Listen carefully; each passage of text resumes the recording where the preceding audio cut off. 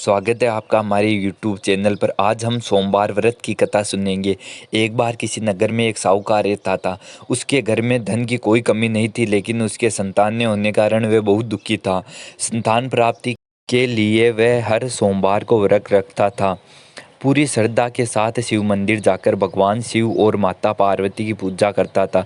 उसकी भक्ति को देख कर एक दिन माँ पार्वती प्रसन्न होकर भगवान शिव से साहूकार की मनोकामना पूर्ण करने का निवेदन किया।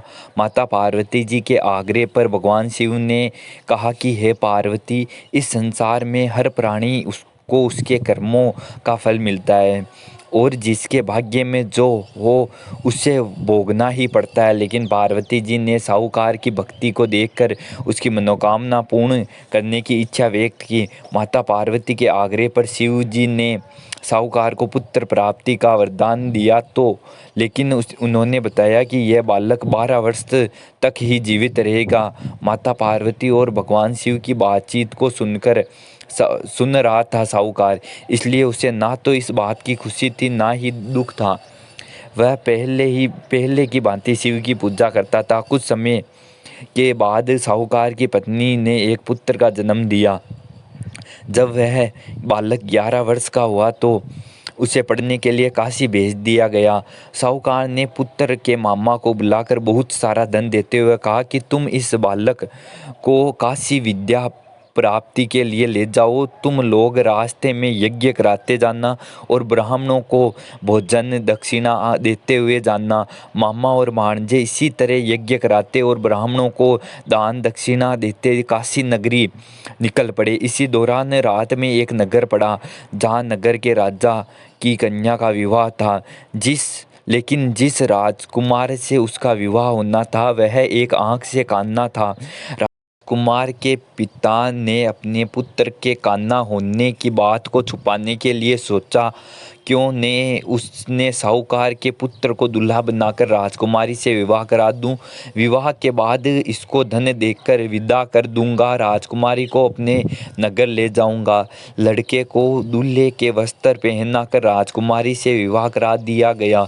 साहूकार का पुत्र ईमानदार था।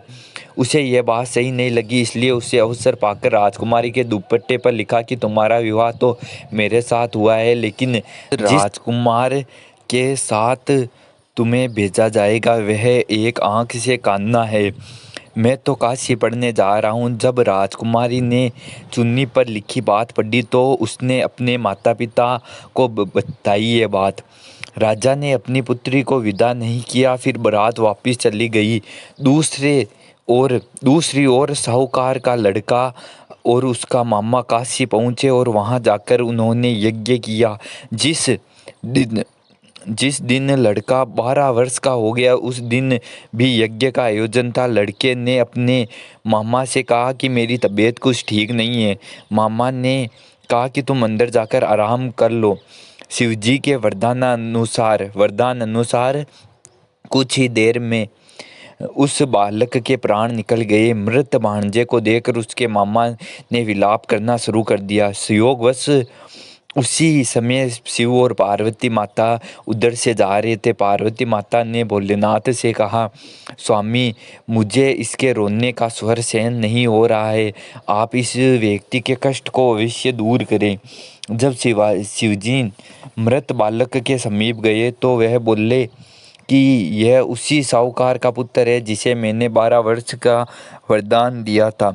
अब इसकी आयु पूरी हो चुकी है। लेकिन मृत मात्र भाव से विभोर माता पार्वती ने कहा कि हे महादेव, आप इस बालक को और आयु देने की कृपा करें, अन्यथा इसके वियोग से इसके माता पिता भी तड़प तड़प कर मर जाएंगे। माता पार्वती के पुनः आग्रह पर भगवान शिव ने उस लड़के को जीवित होने का वरदान दिया। शिवजी की कृपा से वह लड़का जीवित हो गया। शिक्षा पूरी करके लड़का मामा के साथ अपने नगर की ओर वापस चल दिया।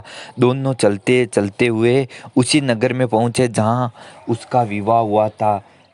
उस नगर में भी उन्होंने यज्ञ का आयोजन किया और उस लड़के के ससुर ने उसे पहचान लिया।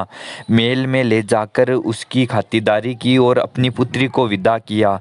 इधर साहूकार और उसकी पत्नी भूखे प्यासे रहकर बेटे की प्रतीक्षा कर रहे थे। उन्होंने प्रण कर रखा था कि यदि उन्होंने अपने बेटे की मृत्यु का समाचार मिला तो वे भी प्राण त्याग देंगे, परंतु अपने पुत्र के जीवित होने के समाचार को पाकर वे बेहद प्रसन्न हुए।